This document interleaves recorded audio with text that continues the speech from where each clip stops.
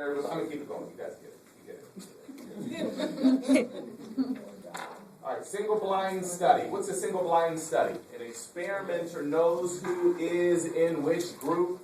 The participants do not. Single blind. Makes sense. Single. Only one party doesn't know. God, you all are so brilliant.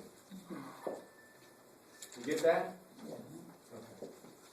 So that would be, I selected you, but you don't know that I'm the researcher. You get that? Yes. Cool. Single. And then obviously we have a, neither experimenter nor participants know who is in which group. I think I mentioned this to you last week. In law school and in medical school, did I mention this to you last week? Yes. Okay. You grade anonymously? You take tests anonymously? Unless they know this one. Yeah, unless they know your social security number. And the truth of the matter is, what? Let's hang out here for a little bit. Generally speaking, who has nicer handwriting? Boys or girls? Girls, right? Women? Generally speaking. Generally speaking. Listen, because the word on the street is, the stereotype on the street is that. No,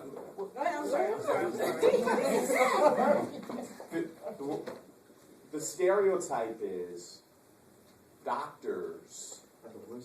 And the majority of physicians traditionally in our culture have been men, right? And men may know a lot, they may be able to retain a lot of information, but in terms of articulating it and writing it in a way, I mean, you get home and you're like, hold on, man, I did 2 doses, 3 doses, like, I can't read this, right? That's the stereotype. So why am I saying this? Because even though you could take an exam anonymously, human being bias. It's bias. So if you're reading an essay question and it's just written perfectly, and the person wrote calligraphy with flowery words and curly cues and everything, there have been some professors that would discriminate against the curly cues and the calligraphy because they're thinking how a woman wrote that, as opposed to the doctor prescription, the scuffity scuff, they automatically think male, intelligent, capable, someone that's right? So neither experimenter nor participant knows. Advantages of experiments.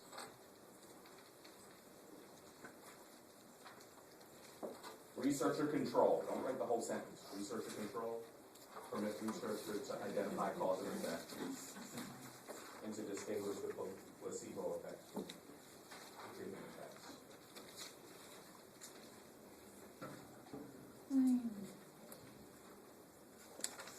If I bring you into a lab, it's artificial. That's the disadvantage. It's not natural. It's not naturalistic observation. Remember we went over that on Tuesday? Yeah. If I brought the elementary or the pre-K kids into it's not natural. They're going to be scared. And then sometimes we have experimenter effects. I call it just human error. Just human leading the witness, giving you tips, saying the wrong thing at the wrong time, giving you instructions they shouldn't have given you. Just the human element. Alright, we're good? Moving quickly. 3 major concerns that arise in cross-cultural research.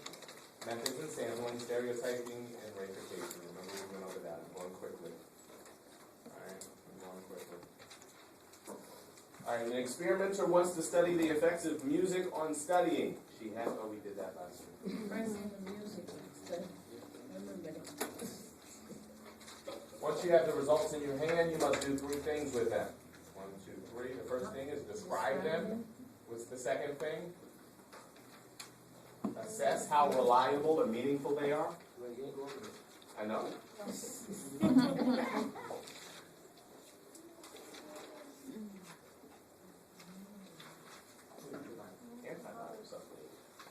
Okay, so describe, assess reliability and meaningfulness. What do you think number 3 is?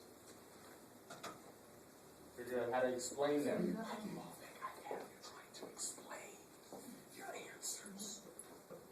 It's one thing to be able to write them down. It's one thing to know them. It's another thing to be able to articulate it to President Barack Obama when he brings you in to have you explain your thesis or your proposal. Make sense? So I would give you essay questions or short answer questions.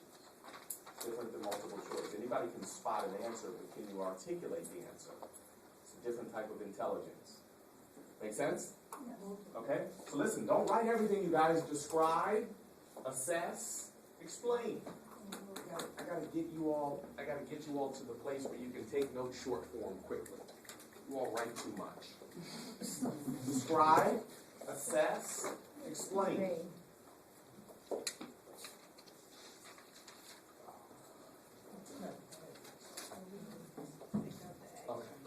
Statistics. Finding out what's so.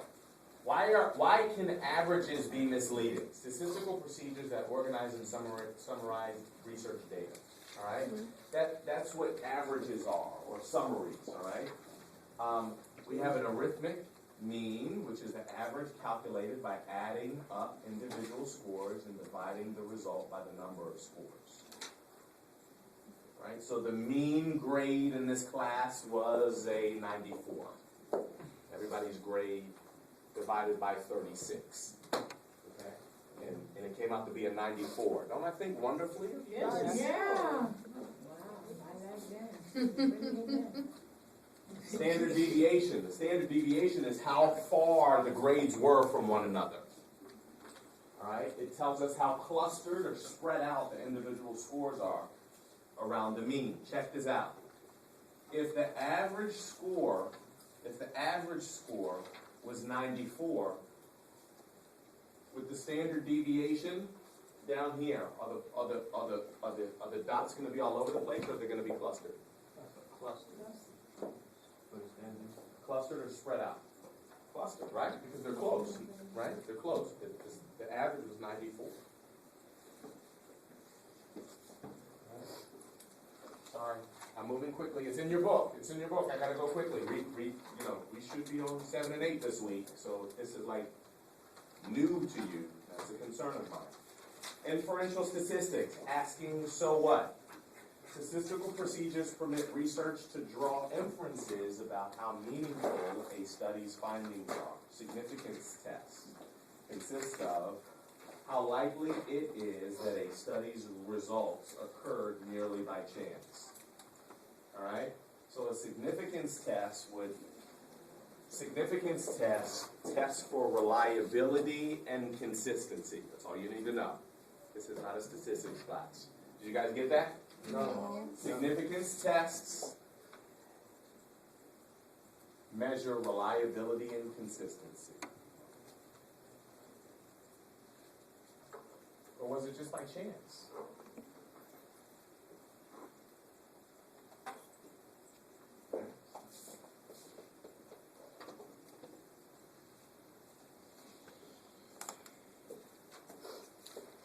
How psychologists can combine results from many studies of a question to get a better overall answer, interpreting the findings, choosing the best, not the better, but the best explanation. Circle best.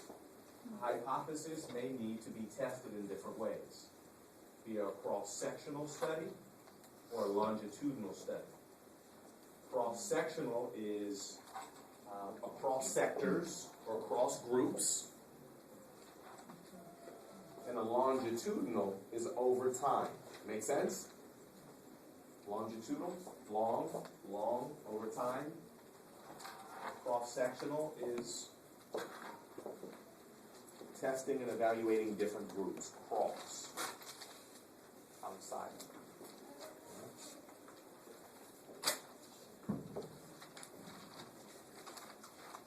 Judging the results important, statistical techniques can help determine if results are really important.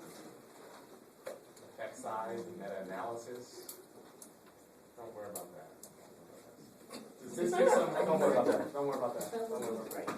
Statistics that summarize research data are inferential statistics, significant tests, descriptive statistics or standard deviation. Statistics that summarize research data.